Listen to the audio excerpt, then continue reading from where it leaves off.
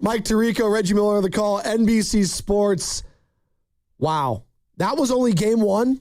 Double overtime. Wemby going Steph Curry logo 3, 122, 115. He drops 41 points.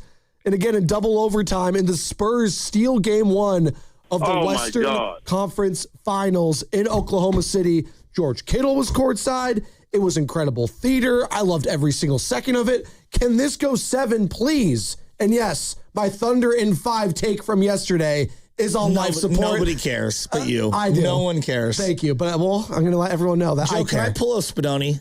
What does that mean? Hold on. Because I'm gonna go flying off the rails you here. Have 10 kids? Yeah, continue. No, not that part. I mean, or I'm asking out loud. What's up? Are we watching one of the greatest players maybe ever? Like, are we watching what the modern Wilt Chamberlain might look like? I thought you were talking about Shea Gilgeous-Alexander. But yeah, Wemby, he's pretty good too. I'm kidding. Yes, we are. No, he's literally... I've never seen anyone do what he's done on the court. They were like triple teaming him like he was the big kid in CYO, and like he's still doing whatever he wants. I'm not, look, you got to have a 20-year career. You got to put a resume out there. I'm just talking about like woulda, coulda, shoulda. If this guy stays healthy, he has a chance to be one of the all-time greats, if not the greatest of all time. This is how I would put it, Joe. You got to be, I mean, I sound ridiculous. No, he's 2 years into his career, and I hate when people do this. This is why, but I'm watching something that looks unlike anything I've ever seen. I feel like I'm watching Kareem meets Wilt meets some form of the modern game with the stretch shooting. Like you could see the Christos elements. I literally said the Steph Curry logo 3 because that's what Steph does in transition, and the guy's like 8 feet tall. But he has court vision. But he has court vision. He has handle. He can finish with both legs. He uses the backboard. Like, what's his weakness, Joe? His body. Yeah, but that's his strength. I know. It's like, Joe, the Giants game was a blowout. Yeah, it was nice. I flipped over to the basketball we were watching, and we use these terms like unicorn, generational player. He's like a century player. Like he's a once in a century player. Generations are what, 20 years, 25 years? This guy's like a once in like multiple generations type of a player. Like, obviously he's got to stay healthy, but my God. You know, I mean, my God. I saw a tweet this morning where it was like, we use the term generational too much in sports. I would agree. And especially like, even last year. He's a generational 7-year-old. Or this past year, we had, Cooper Flagg, the #1 overall pick, right? Rookie of the year, sensational. I think people were using generational with him because what we saw with a 17-year-old version of him going up against Team USA select. Oh, he's amazing too. He's amazing. We're talking Grand Canyon difference. No, we're talking, again, once in a generation type. And I think there's only been a couple in my lifetime. We'll stick to the sport of basketball. And 888-957-9570. For as awful as this past weekend was with sports, yesterday was incredible. We had double overtime Western Conference Finals Game 1. We had Game 7, and I know the Stanley Cup playoffs have been incredible. Canadian Sabres, that goes to overtime in Game 7, Joe. We had a no-hitter with the A's going in the 9th inning. They get walked off. And then, the Giants, they lost like 3 players yesterday. That's a topic of conversation. There's a lot happening, but that was the biggest thing. But when I say generational, in my lifetime, Joe, let's just stick to my lifetime. Yeah. I do think LeBron is generational. Well, of course. No, of course he is. He is, but people always like to say, but he's not like Shaq was. Save he's not like that Wemby. For the kiddie table. This is the adult table. I think Tim Duncan, generational. Sure. Probably the greatest power forward ever. And then I'm going to go Victor Wembanyama. You want to go, Anthony Davis in between then? Do you want to go Zion Williamson? Wemby's just different. Well, I've never seen anyone do what he literally is. The alien nickname is perfect. As we found more aliens yesterday, Joe. You said in the chat. What do you mean you told me? Told you guys. First off, you got to have a more credible source than the one you sent in the chat. Well, no. There were many of them that were floating across the internet. Okay. But I told you there's 4. The people in Pat McAfee was talking about this. Actually, they found a 5th species, and he plays in San Antonio. That might be true. I'm sure there are more. I mean, look, it's the universe, you guys. So it's not like we're not limited to just the Earth. I was referencing Wemby, but no, yes. I know exactly who you're talking about. The Wemby thing. So, did you see the Bill Belichick conversation? On Pardon My Take? Yeah. So he was talking about Tom Brady, and he's like, Tom Brady was a 4-string quarterback. Yeah. he turned himself into a really good player. And then he turned himself into a great player. And then he became the greatest of all time through this maniacal obsession. But when he stepped onto the field that first time, he was not a good player. That's what he said. It was very interesting. And I look at like Steph Curry, like, yeah, he was always really good. You know, like always really good. You know how good you have to be drafted in any of these leagues? I mean, you are the 1% of the 1% of 1%. Then to be good amongst those people, you got to be different. And then to maintain for as long as these guys do and to age like fine wine. And I guess where I'm going at is that there are certain athletes, Jerry Rice comes to mind, maximized his entire body. I don't think he was a physical freak, but I don't think he was the apex physical freak at the position. I think there have been other guys, Calvin Johnson, you want to throw Randy Moss in there. Heck, I'd even listen to T.O. being more physical specimens, but no one outworked Jerry. Nope. And that's what made him Jerry. Tom Brady is not a physical specimen. No. But that's although he is big. We do sleep on that. No doubt. But I'm talking about movement and all that stuff. Sure. There are certain athletes, when you see them, and you're like, oh, this is different than anyone I've ever seen. I remember watching Michael Vick at Virginia Tech, and I was like, oh, my God, what am I watching? And my boy Guido, he's out there somewhere. Love my boy Guido. Guido's one of the biggest. He's got 75 college teams. And he basically claims every team in the South. I don't even know how, but we allow it somehow. Has he even visited the South? And I remember him talking about Michael Vick before anyone knew who Michael Vick was. And because this was before college football games were broadcast as often as they are now. And to watch a Virginia Tech game in San Francisco was a little tougher, right? When you watched him one time, you see him running around firing bullets, you're like, oh, he can throw it 80 yards on a frozen rope. He can run around, but he was only like 6'1", okay? And a lefty. Yeah. When I watched Shaq, I remember watching Shaq for the first time at LSU, and it's like, oh my God, he's over 7 feet. He runs like a guard. He's yamming on everyone. The athleticism through the roof. He's diving all over the floor. Wemby, it looks like something out of a creative player in a video game. Again, I bring up Kareem because he's skinny like Kareem, right?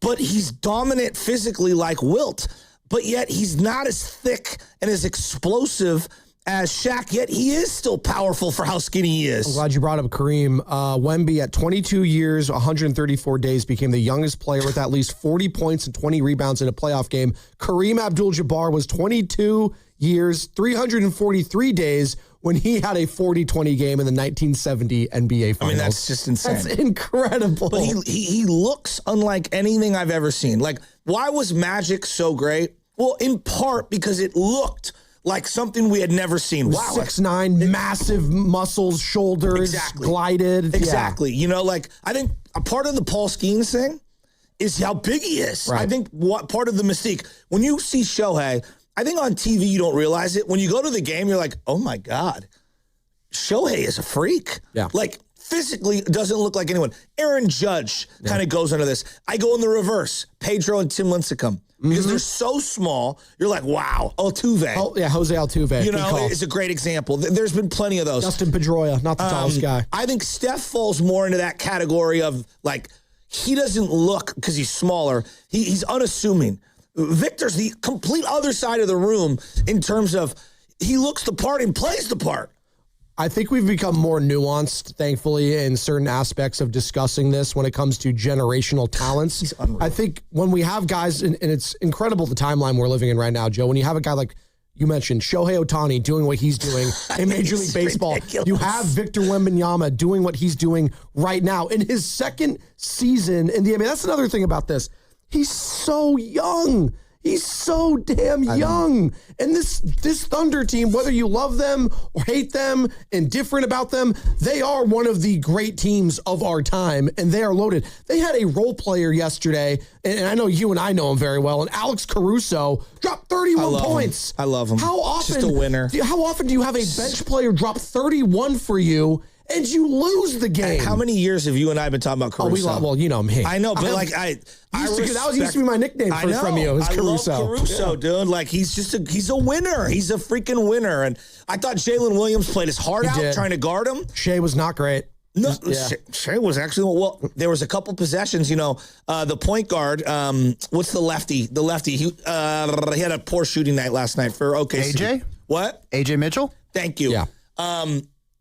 dog, they had a huge rebound and they're in transition and he bombs a 3-on-1 3. I'm like, pull that thing out. If you're not going to get a layup, like slow it down, get it to one of the superstars. Like this goes back to the modern game. Yeah. I've watched the modern game and, as great as OKC is, they're very young still. They are really young. They are. That's why I still have the Thunder winning this series, but. And what a great game. It was incredible. It was double overtime. This is the thing with the NBA. This is how you get everyone back. If Wemby does turn into the face of the league after the season, which he's on the trajectory to do so, hell, it might already be his league right now. And Shaq Gilgeous-Alexander will have something to say.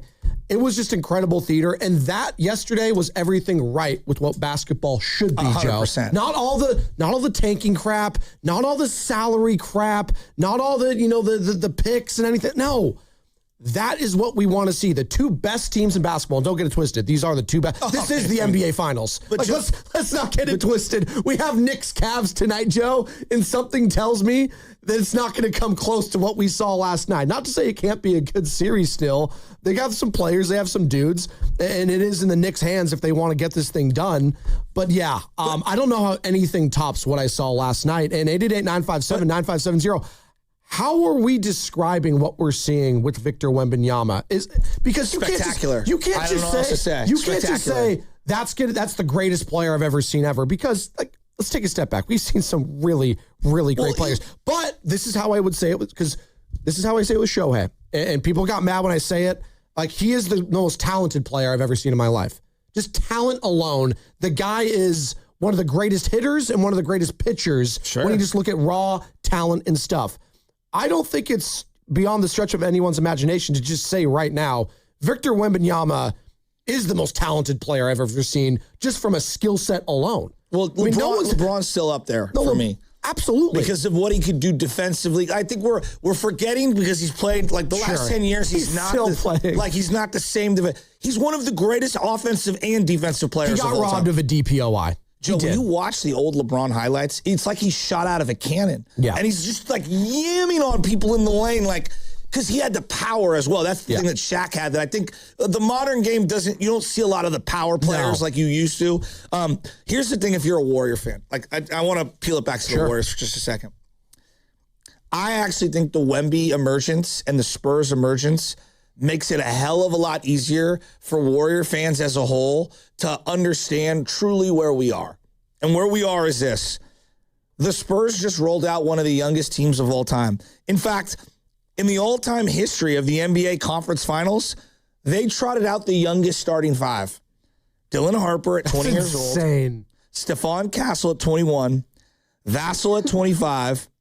I don't even know how to pronounce this guy's name. I always mess it up. Champagny.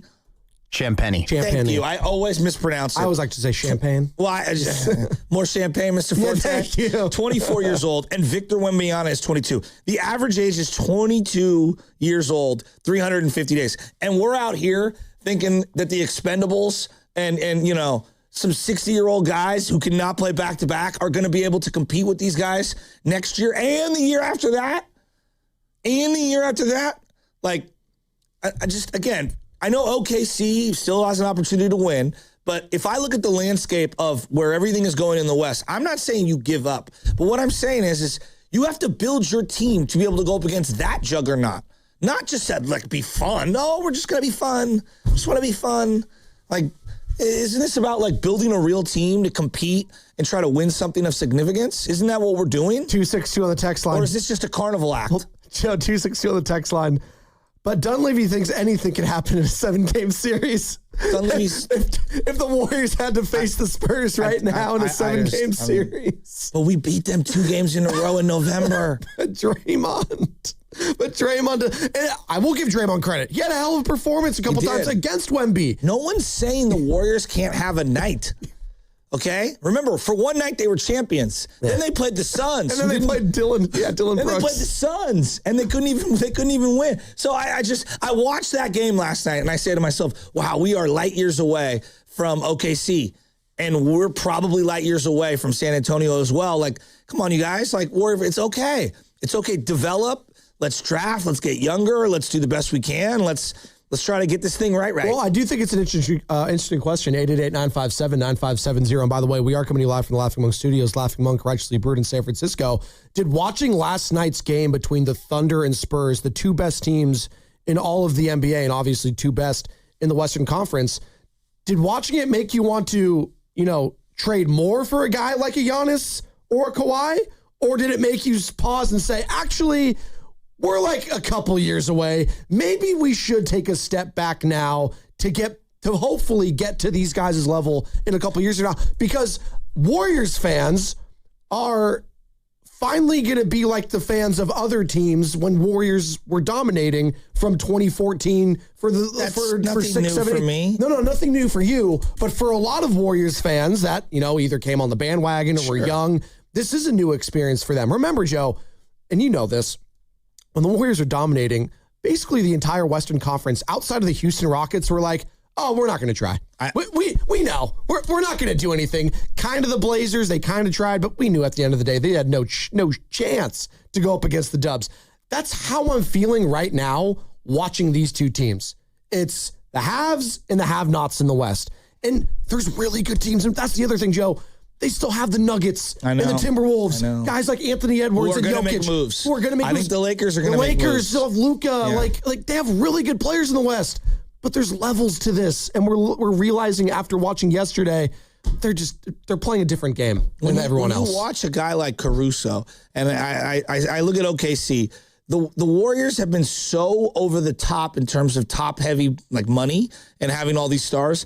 They've never been able to afford a guy like Caruso, who can be such an impactful player on both ends of the floor, and is not a max player, but is one of those mid-level type of players that, similar to Sean Livingston, similar to an Andre Iguodala type of impact to your overall winning, that's what this team has missed for about 5 or 6 years now. I mean, that level of player, not the top tier player. It's those mid-level players. They can find these random bench guys that can have a night here and there. Do you have those guys that can compete their ass off and should probably be a starter somewhere in the league, but are coming off the bench for you? DiVincenzo's a great call. And you know what? My mic. DiVincenzo's a great call, Carter. He was in my ear. Very similar type of player. And the Wolves missed him. He did. Big time missed that guy. Big time missed his energy. And you know what? Those guys flip series, though. The Warriors miss him, too. But the other aspect is, Joe, the Spurs have 3 consecutive lottery picks that are, I think, all top 4 or whatever it is, in Wemby, Castle, and Harper. They nailed the picks. 707. They did. They nailed them. They grand slam nailed them. We have to break here, Joe. But 888-957-9570 is the number. That was fun last night. Watching last night's performance between the Spurs and the Thunder, Warriors fans, does that make you want to go all in even more to get a Giannis or a Kawhi? Or does that make you even want to take a step back and maybe bide some time to develop some young guys? Do you know who the highest paid player on the Spurs is? He's on the bench. De'Aaron Fox. He was hurt. On the bench last night. He was hurt. Yeah, on the bench last night. That must be nice. Imagine what they're going to do this offseason with that money.